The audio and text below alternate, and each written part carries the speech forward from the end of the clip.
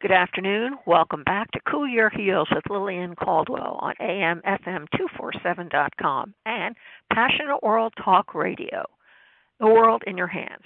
And this afternoon we have a very special guest. Her name is Elizabeth Ann Wallace, and she wrote a book called Extraordinary Hope, or 30 Days to Being Strengthened and Inspired.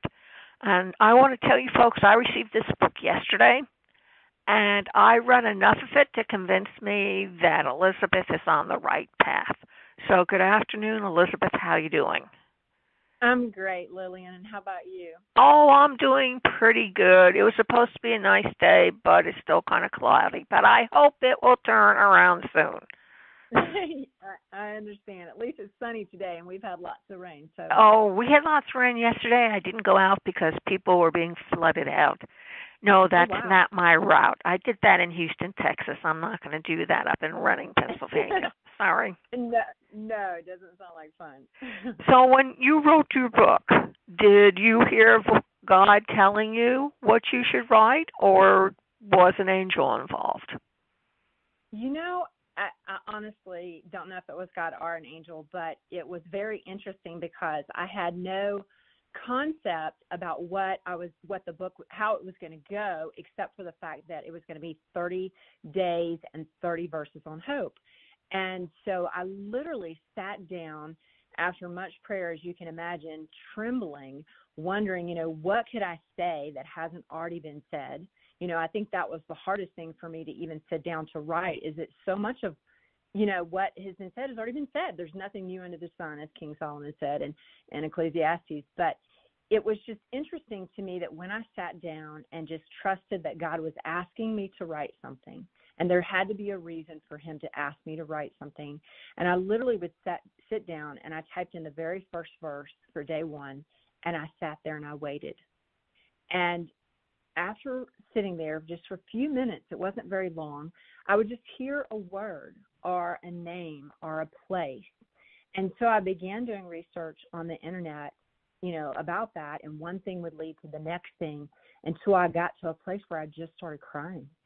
And I just recognized that that was the story that he wanted to convey for that verse. It was almost as if that person's name or that place was written right next to that verse. And I was just undone when I found it. Well, they say that God works in mysterious ways. And I know that the Quakers, when they do their meetings, when they worship, they sit in silence. And they claim within the silence, they hear the words that need to be spoken, must be spoken, or nobody says anything at all. And I have found that when I write, I sit down in total silence, and the words gather themselves. Mm. So when you wrote your book talking about hope, what is it that humans lose sight of it so much?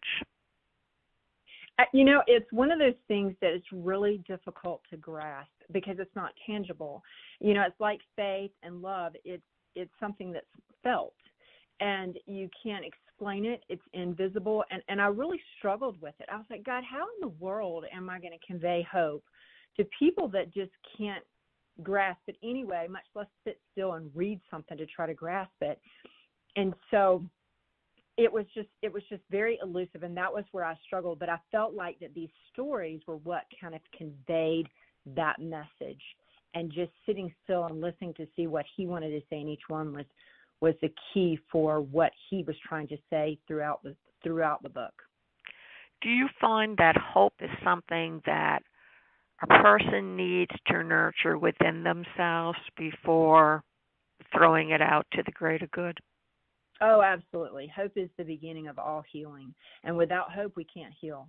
And one of the things that I have found in lots of people that I've talked to and counseled and interviewed over time is that when they're depressed or when they're suicidal or when they're struggling financially or whether they're sad because they've lost a loved one, usually it's because they feel like they have no hope. Or even if they're a Christian and they have they know Jesus Christ, or they feel like they have a little bit of hope about where their loved one has gone in eternity, they still don't have enough hope to give them the strength to get through whatever it is that they're going through, the strength to overcome. In fact, and hope is what brings the joy. It brings the joy in the midst of the situation. And so we need more of it than we have. Do you feel that people need to maybe bond in what I would call hopeful communities where they come together to share their hope, so people don't look at a situation as hopeless? Because society and our culture pretty much sends the message it's hopeless. There's nothing we can do. It's terrible. And you can't listen to the news, because most of the news is negative. I mean, I rarely listen. I try to see the headlines to kind of generally know what's going on, but I can't look at that as what's really going on. And I say that to say, if I dwell on what I see in humanity and in this world that's going on, if I dwelt on that, it would be all negative. But instead, I try to focus on what the good is. What is the good that's coming out of that? What is the good that we have to look forward to? And so, the church should be those communities that you're talking about. But unfortunately, the church is not. Yeah, it's not. And they've missed the mark, because I think if the church would focus on giving hope for the people and bringing them together in hope, instead of, teaching them, I don't know, whatever they think needs to be said, gosh, we would have a totally different world. It would be totally different. I think that instead of an inspirational quote that gets dropped out into the ripple of the community, perhaps a word about hope and how it's applicable to whatever the situation is. I know that if you teach somebody to look for the good or to look for the hope of the situation, chances are they will look for it, because they've been given permission to do that, because they won't give permission to themselves. Absolutely. You're so right about that. And one of the things that kind of struck me as to why God was leading me to this is because it happened shortly after that shooting in Las Vegas that we were all devastated. I remember people coming on the media going, what can we hope in? I mean, what can we put our hope in? If people are shooting out of hotel windows, I mean, what can we do? And they were frightened. And it was that, and it was school shootings, and it was every time you turn on the media, you would hear people say, we don't know what to put our hope in. And the Lord just began speaking. He said, my people just don't know. They really don't know. And he said, if it takes 21 days to make a habit, what would it look like if we spent 30 days focused on hope? What would it look like if we took 30 verses out of the Bible on hope? What kind of story would that pull together? How deep would your focus then become?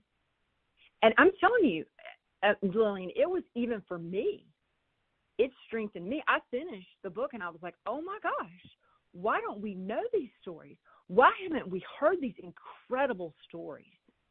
Why haven't we been taught these things growing up? Why haven't we been taught these things in school about people in history and what they did to bring hope to the world? I was just really undone by what we didn't know. Well, I think that the book is a gate that needs to be swung open. And then when you walk through into the greener pastures, there should stand a building made of hope. Amen. And that each part of that building, the walls are made of people who believed in the hope in order to get them to go where they need to go and be successful, be part of that hope.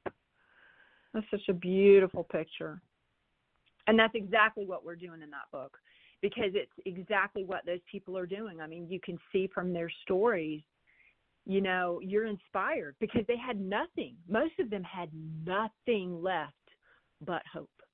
They were in such devastating circumstances. There was nothing else that was going to keep them alive, keep them going, get them through. And I think people need to understand that there's a very tenuous line between faith and hope.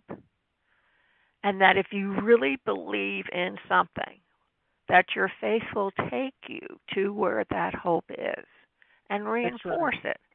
And I think that's where people get lost. Mhm. I agree with you because it says in Hebrews 11:1 that faith is the substance of things hoped for, the evidence of things not seen. And so you can't even have faith without hope. The two are linked That's right. tightly, the way love is bound by knots. That's right. And you have And to get past the knots to get to the love.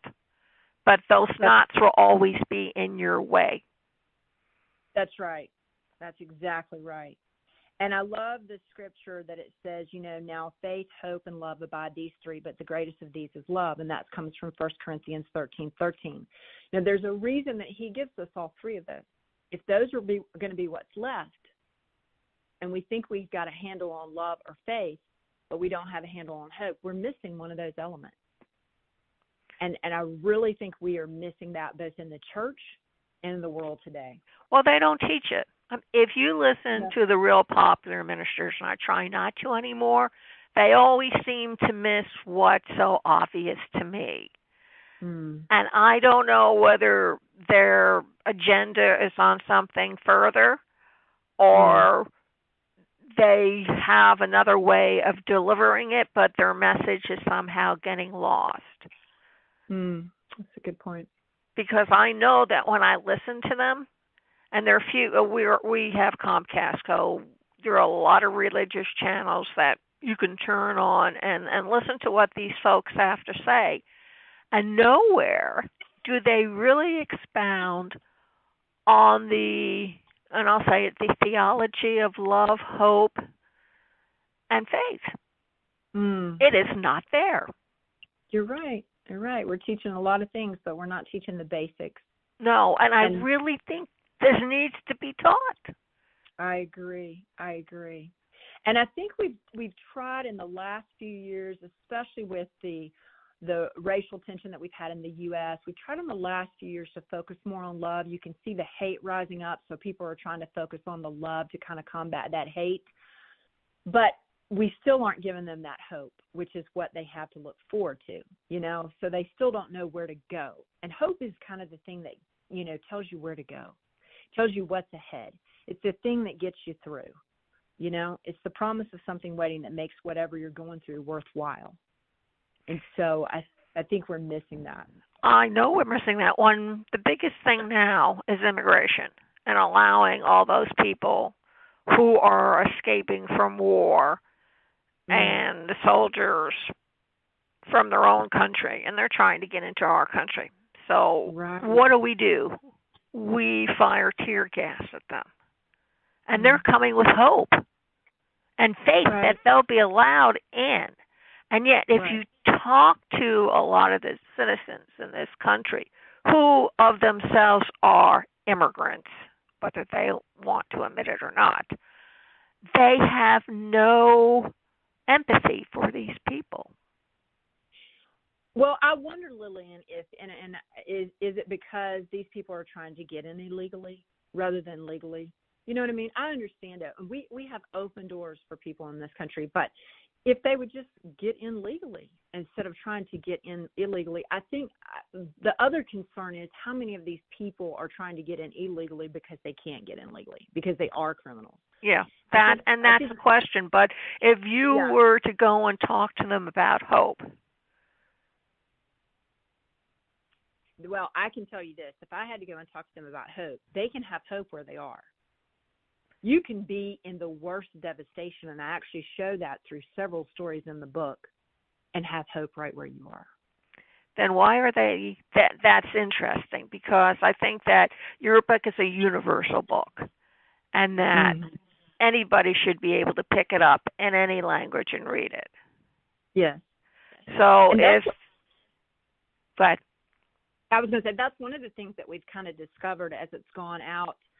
It just came out into publication on the 13th of November worldwide, but before that I was handing out author copies, and it was interesting because it didn't matter what age the person was or what gender they were, they all could relate. I had people that were grandmothers that were sending it to their college students, granddaughters in college or grandchildren in college. I had teenagers who were sending it to their parents.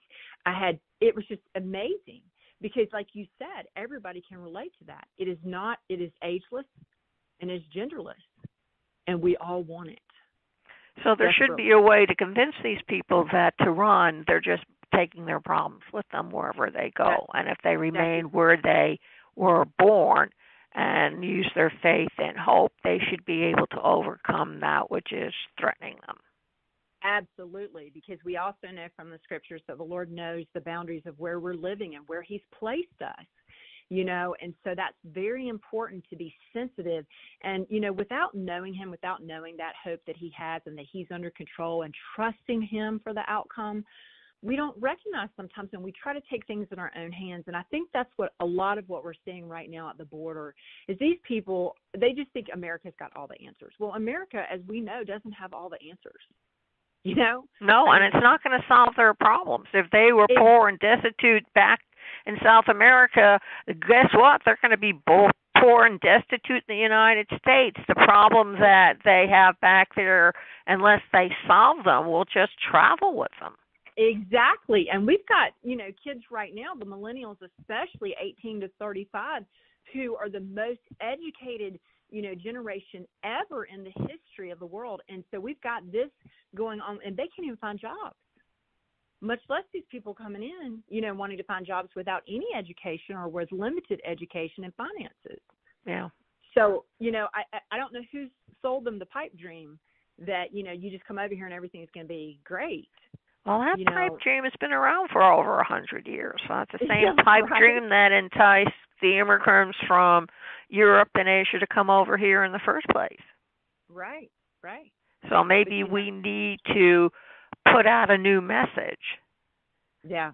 That you can, if you want hope for a better life, you can come, but be prepared. You have to pull your share of the weight. That's right. That's exactly right. And that the United States is not a haven. It's not any better than which you came from, because we have our own problems. Sure, and just like every other country in the world. And our gun violence is just as bad as it is down in South America. Our criminals are more equipped with weapons than the police. Absolutely. Well, I just know that people really struggle with it. And, one of the things that I have found, too, is people struggle, especially with the holidays. And so I've actually been doing a Facebook Live for the last couple of weeks where I've just been creating, whatever God's giving me to talk about, to give them hope for the holidays. And it's been amazing, the response. The holidays are difficult for a lot of people, even if they're surrounded by family, because a lot of families are just as fractured as the political system is, but nobody ever speaks about it. Absolutely. And the divisions within families have been just unbelievable from just the people I know that are around me. So I can imagine that's pretty reciprocal of everything else that's going on. But, the response I'm getting back from people about, just giving them some pointers, giving just some basic pointers of what we can do to have hope for the holidays, how we can get through those holidays and be cheerful and be happy regardless of what we're going through, regardless of our situation. And that's the beauty about hope, It doesn't matter what situation you're in, you can still find joy and peace. Hope is flexible, and it can stretch, and it hasn't been filled to stretch to its full capacity yet. Yep. And that's what people don't understand is many people think love has a definite limit of how many people you can love or how many relatives. And many people don't realize that love is limitless, that they haven't really even gotten to its center yet because it's so huge. And we've lost sight of grace, because none of us are perfect, and we are expecting perfection out of others that we're not even expecting out of ourselves. And therefore, we're condemning and critical when we should just allow more grace, because people have to grow and mature. We're not all perfect when we get here, obviously. And so allowing those people, ignoring when they say something that's not smart, not wise, and definitely offensive to you, just ignore it, because, I mean, where's it going to take you to hang on to it? And that's one of the first things I shared in Hope for the Holidays is let it go. Whatever it is you're hanging on to that's bringing you down, that's obviously not a good thing for you. You know, there's nothing about that that's hopeful. And give yourself permission to do what it takes to make you happy. Absolutely. Not content, but happy. Give yourself permission to say to another person, get behind me, Satan, if they're out in any way to hurt you. That's right. That's right. And knowing where your boundaries are. And know where your boundaries are and stake them out. Yep. Because if you don't, you're giving other people their permission to tear you down and hurt you. Right. And there's been times even in my own life, Lillian, where I have had to just not cut people off, but just for a time pull away, so that till I get through it. You know, till I get through the hurt, learn where to put it, how to get rid of it, you know, how to overcome it, however you want to look at that. But there's been times I've had to do that until I got better, until I got healthier, you know. Yes. And was able to process it better. And then after I was able to process it, and then try to look at them and extend that grace. Because, you know, I've been forgiven for so much, and I'm sure there's much to come that I'm going to be forgiven for. So I've got to extend that forgiveness as well, you know, because that helps them get better and give them some hope. Because if they're being condemned completely by you and everyone else, they struggle in understanding that there's a loving God and He has unconditional love for them. And so, therefore, if they struggle with that, they're just going to keep hurting because they're hurt. And we know hurt people hurt people. Yeah, because it feels better when you have company and being hurt. That's why alcoholics don't drink alone. They want company because they want you to be having the same problem. Misery loves company. There's a reason for that expression, folks. Absolutely. And don't go coveting what your neighbors have and think that because they have all that money or all that material thing, they're living happily ever after. You don't know what takes place inside that household. Absolutely. And I had a story on that about envy and what happened in the book about somebody who envied their another family member's, you know, what they had and just didn't recognize. You know, they weren't willing to work for it themselves. They just wanted what somebody else had. And so, therefore, you know, you cannot have that comparison game. You just can't. You have a purpose, and God has a plan for your life here on this earth. And finding out what that is and knowing He's got it will get you so much further down the road. Absolutely. You have to trust and believe in yourself. That's called faith, people. Yep. It's just not talking about religion. You have to believe in yourself and your self-worth. Yes, and knowing who you are is foundational to understanding where you're going. Absolutely. So when somebody picks up your book, Elizabeth, what's the best way for them to read it? From cover to cover, or go to each individual chapter as I need that particular lesson on hope explained to them? I would say from cover to cover. But one of the things that I found, you know, and I've had some people say, hey, Ann, I've read one day and I'm trying to focus on that one day and just let that really sink in. And then other people have said, you know, I couldn't put it down, so I went through it because they just enjoyed the story so much. So, you know, however God leads you, maybe you need a huge dose of hope. Maybe you do need to sit down and read the whole thing. Or maybe you just need one day. I've had several people that have gone back and said, I had to read it again. Or are you going to include a study guide? Because they're thinking, we want to go deeper. And just like you said earlier, and I didn't think about it till you and I were just having this conversation, that maybe we do need to do that. Maybe we do need to add to that so people can get it to a deeper level. I think you need to maybe provide a study guide, but I also think you need to provide a forum where people can come in and discuss what hope means to them individually, but also what hope means to a community. Because I think that communities lose sight of their own character. Yes, people make up a community, but as a community, they represent that part of the neighborhood in which they live.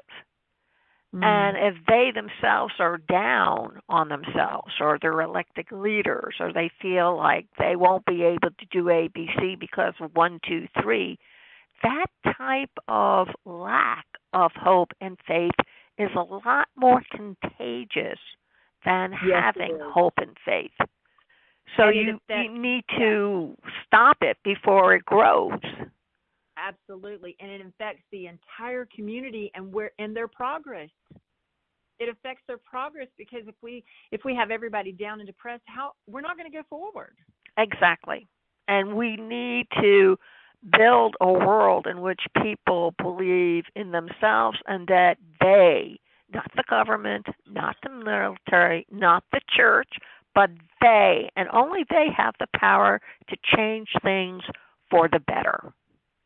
That's right. And one of the things that Chris Gore of Bethel Church out in Redding, California said in the foreword of the book, he said, if you want to have influence and see your world changed around you, then I would encourage you to feast on hope. And he said the person with the most hope has the most influence. And I believe that. So, Elizabeth, please tell everybody where they can find you on the World Wide Web, where they can find your book, and any upcoming events, signings. This is your time to brag. All right. Well, I don't know about bragging, but here's how you can find me. You can find me. I have a page, Elizabeth Ann Wallace, on Facebook. I also have a profile, Facebook profile, Ann Wallace or Elizabeth Ann Wallace, where you can watch my Facebook Live every Monday night at 7 p.m. Eastern Standard Time. Right now, we're doing Hope for the Holidays, and I'm spending about 30 minutes every Monday night doing that, and we're going to stay on. We started with the Bible study before Hope for the Holidays, and we've had just people asking for more, so we're going to stay on every Monday night, so you can find me there. And also you can go to my website, elizabethannwallace.com, and you can see where I've got future events coming up, book signings coming up, where I'll be doing studies. You can find more information. I have a downloadable sheet on those 10 things to give you hope for the holidays. It's free. You can go on there and download. You can also find my book. I've got it on sale right now on my website for $10. So it's a great Christmas gift. You might want to get one for yourself and some for your friends. Or you can find it at any bookstore worldwide, all the ones that you know of, as well as Amazon.com, Walmart.com, BarnesandNoble.com, Books A Million, as well as all the independent booksellers. Great. And before everybody goes away and stray, I have a saying for you today by George Orwell, review of A Coat of Many Colors, 1945. Each generation imagines itself to be more intelligent than the one that went before it, and wiser than the one that comes after it.